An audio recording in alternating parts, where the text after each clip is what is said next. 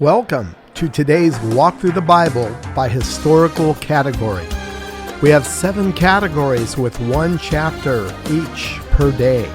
This will take us through the Bible in less than 9 months. This English Standard Version of the Bible is being read by my favorite Christian voice, Max McLean. Our second category walks us through Israel's history, beginning with the book of Joshua through the book of Esther. 2 Chronicles 18. Now Jehoshaphat had great riches and honor, and he made a marriage alliance with Ahab. After some years he went down to Ahab in Samaria, and Ahab killed an abundance of sheep and oxen for him and for the people who were with him, and induced him to go up against Ramoth-Gilead. Ahab, king of Israel, said to Jehoshaphat, king of Judah, "Will you go with me to Ramoth-Gilead?" He answered him, "I am as you are, my people as your people. We will be with you in the war." And Jehoshaphat said to the king of Israel, "Inquire first for the word of the Lord." Then the king of Israel gathered the prophets together, 400 men, and said to them, "Shall we go to battle against Ramoth-Gilead, or shall I refrain?" And they said, "Go up, for God will give it into the hand of the king." But Jehoshaphat said, "Is there not here another prophet of the Lord of whom we may inquire?" And the king of Israel said to Jehoshaphat, "There is yet one man by whom we may inquire of the Lord, Micaiah the son of Imlah, but I hate him, for he never prophesies good concerning me, but always evil." And Jehoshaphat said, "Let not the king say so." Then the king of Israel summoned an officer and said, "Bring quickly Micaiah the son of Imlah." Now the king of Israel and Jehoshaphat the king of Judah were sitting on their thrones, arrayed in their robes, and they were sitting at the threshing floor at the entrance of the gate of Samaria. And all the prophets were prophesying before them. And Zedekiah the son of Chenaanah made for himself horns of iron, and said, "Thus says the Lord, with these you shall push the Syrians until they are destroyed." And all the prophets prophesied so, and said, "Go up to Ramoth-Gilead and triumph. The Lord will give it into the hand of the king." And the messenger who went to summon Micaiah said to him, "Behold, the words of the prophets with one accord are favorable to the king. Let your word be like the word of one of them, and speak favorably." But Micaiah said, "As the Lord lives, what my God says, that I will speak." And when he had come to the king said to him, "Micaiah, shall we go to Ramoth-Gilead to battle, or shall I refrain?" And he answered, "Go up and triumph. They will be given into your hand." But the king said to him, "How many times shall I make you swear that you speak to me nothing but the truth in the name of the Lord?" And he said, "I saw all Israel scattered on the mountains, as sheep that have no shepherd. And the Lord said, These have no master. Let each return to his home in peace." And the king of Israel said to Jehoshaphat, "Did I not tell you that he would not prophesy good concerning me, but evil?" And Micaiah said, "Therefore hear the word of the Lord. I saw the Lord sitting on his throne, and all the host of heaven standing on his right hand and on his left.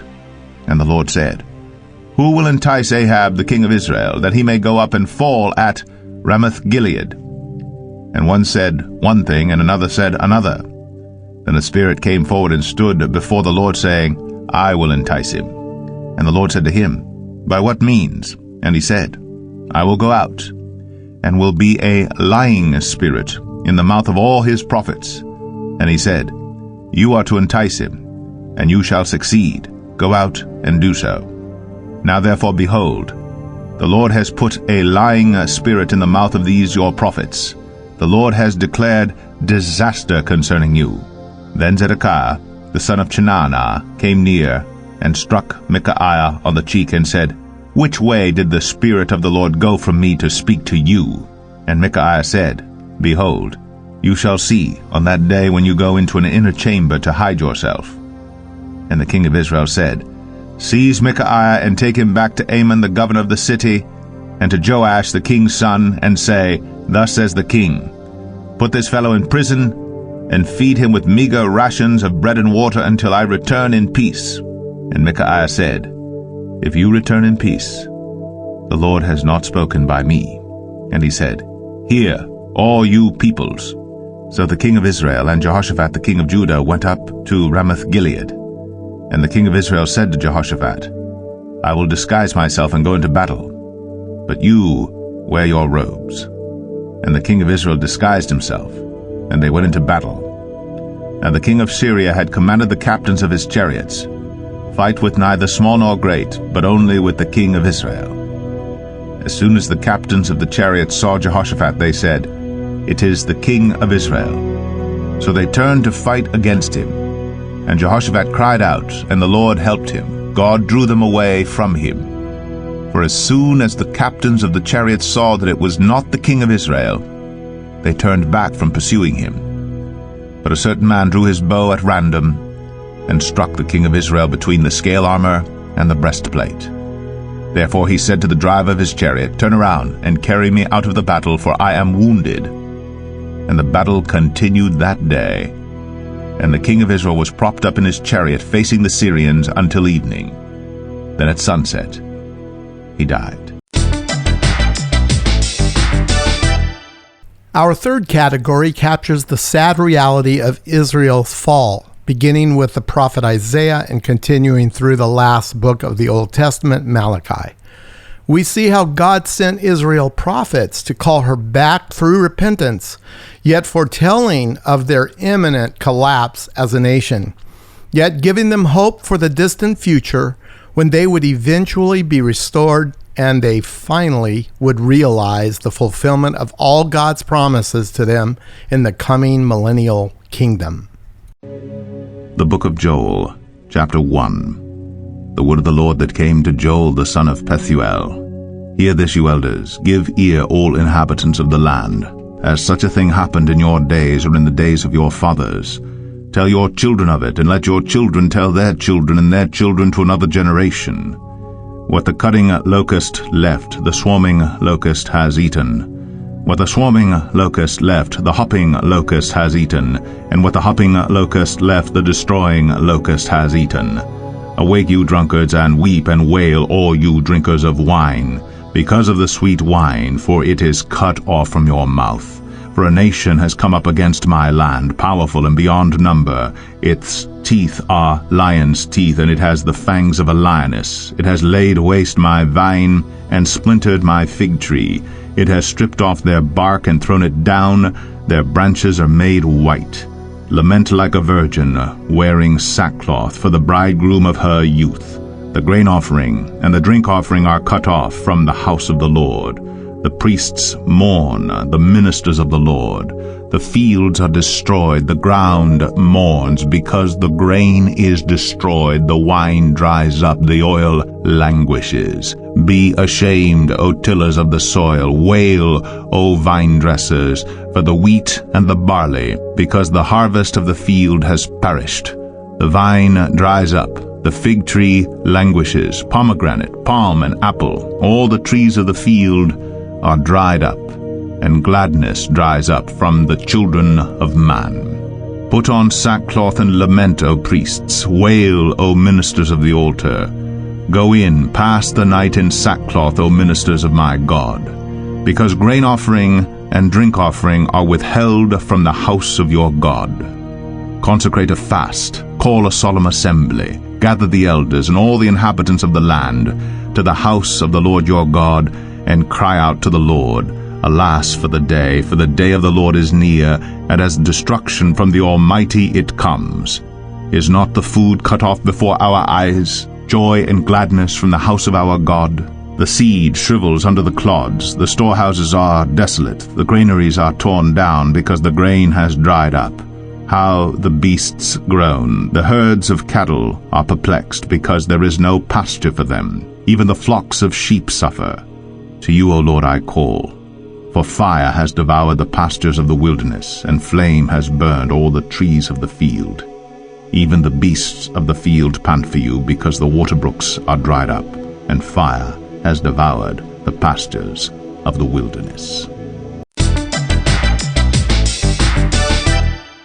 Our fourth category encompasses the books of the Old Testament known as the wisdom literature. These books include Job and Psalms, Proverbs, Ecclesiastes, and the Song of Solomon. Proverbs 6. My son, if you have put up security for your neighbor, have given your pledge for a stranger, if you are snared in the words of your mouth, caught in the words of your mouth, then do this, my son, and save yourself. For you have come into the hand of your neighbor. Go, hasten. and plead urgently with your neighbor. Give your eyes no sleep, and your eyelids no slumber. Save yourself like a gazelle from the hand of the hunter, like a bird from the hand of the fowler. Go to the ant, O sluggard, consider her ways, and be wise. Without having any chief, officer, or ruler, she prepares her bread in summer, and gathers her food in harvest. How long will you lie there, O sluggard? When will you arise from your sleep? A little slumber, a little folding of the hands to rest, and poverty will come upon you like a robber, and want like an armed man. A worthless person, a wicked man, goes about with crooked speech, winks with his eyes, signals with his feet, points with his finger, with perverted heart devises evil, continually sowing discord.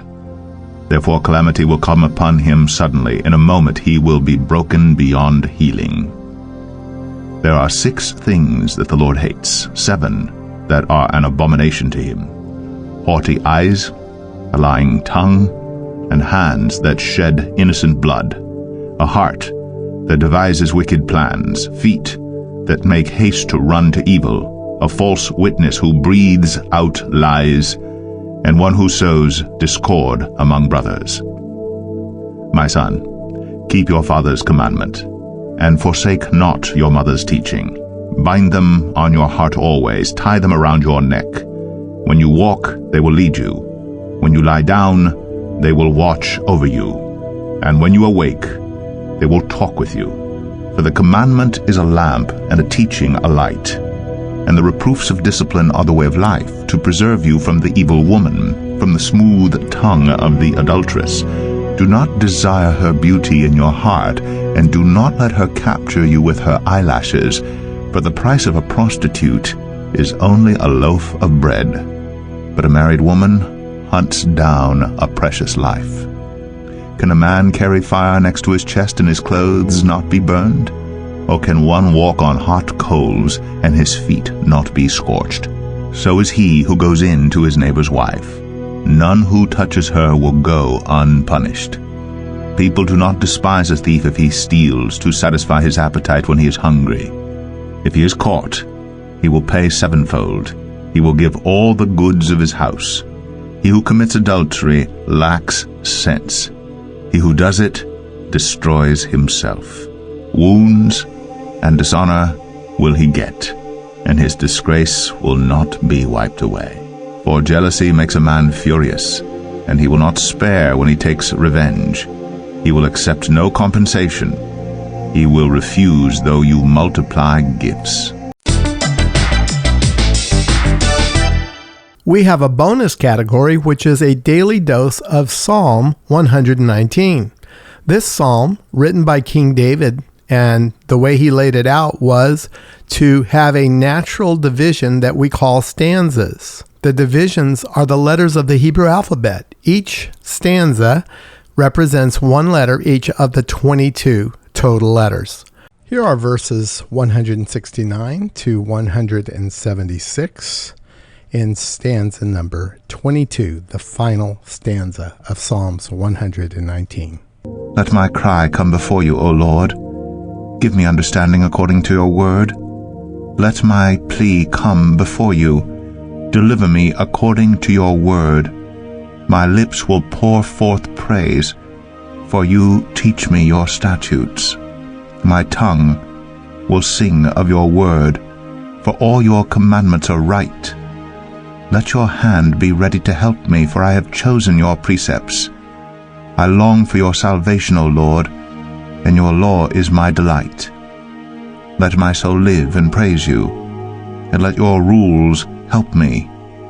I have gone astray like a lost sheep. Seek your servant, for I do not forget your commandments.